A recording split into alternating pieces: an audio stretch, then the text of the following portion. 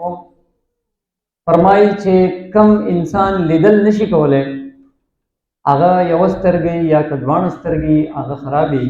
نو په ده باندې جنت واجب دی. نور چې هم زمون کم داسې سپیشل پرسنز دي د هغوی چې کم انعامات په قرآن او حدیث کې بیان شوي دي نو هغه دا خو دنیاوي زندگی ده 50 کاله به 80 به او یا به دا به تیر شي دا سخته به تیر شي بلکې که تاسو وایئ چې زمونږ سختې ډېرې دي نو کم چې روغ دي د هغوی ستاسو نه سختې ډېرې دي که څوک مالدار دی د هغوی هم سختې ډېرې دي د هر سړي خپل خپل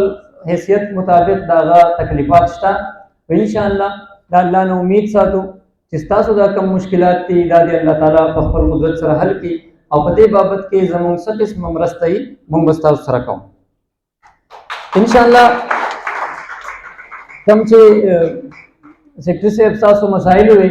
د سکول په حواله سره د آفس په حواله سره د رجسټریشن په حواله سره زه د مهر ویلفیر فاونډیشن د طرف نه تاسو ته دا یقین در کوم او مفتي سلیم صاحب ته دا ریکویسټ کوم چې سره که تاسو نن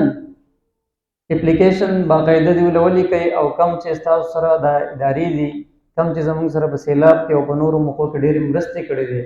نو زما د خاطره او دا کم زموږ وروڼه چې راغلي دي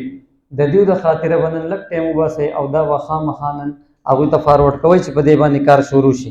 رجسټریشن په حوالې سره چې د هغې څونه خرچي هغه به هم تاسو له مهر ویلفیر فاونډیشن کوي او په دې بابت کې چې څه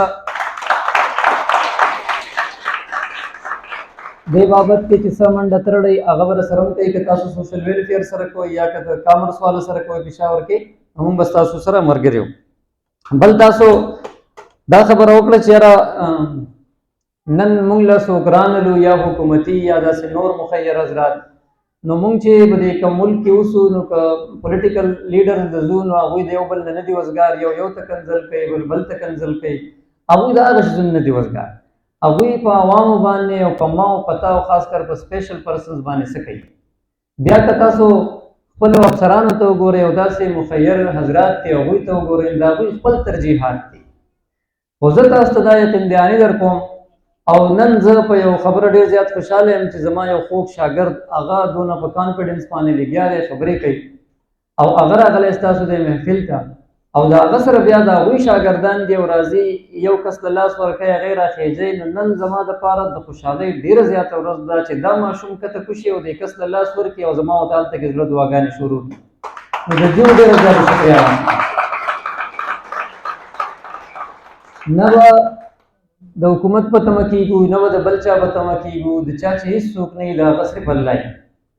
زمونږ او ستاسو سره به الله وي او انشاءالله دا څونه مطالبات چې تاسو وکړو دا به انشاءالله زر تر زره د الله نه امید ساتم او بیا مفتي صاحب ته ریکویسټ کوم چې سر نن به خامخا دا هر څه تاسو پروسس کوئ که فرض که کمشنر صاحب له مونږ اپلیکیشن ورکوو سی ایم له ورکوو دا ټول په دې پوه دي زما په خیال څو پیرې به ورته دا شوي وي خو تر اوسه نتیجه د هغې صفر ده نو مونږ دا کم چې ناست یو دا کسان دا صاحبان چې ناست دي زموږ دا میلمانه چې دي راځئ چې په شریکه باندې وکړو انشاءالله چې په شریکه باندې یو برکت یو دا به وشي. اخره کې نن چې کوم ستاسو تقریب دی د دې چې دیو څه انتظام کړی دی د چې روټۍ انتظام یې کړی دی نو هغې باندې چې څه خرچ وي هغه به مهر ویلفیر فاونډیشن کوي او ستاسو د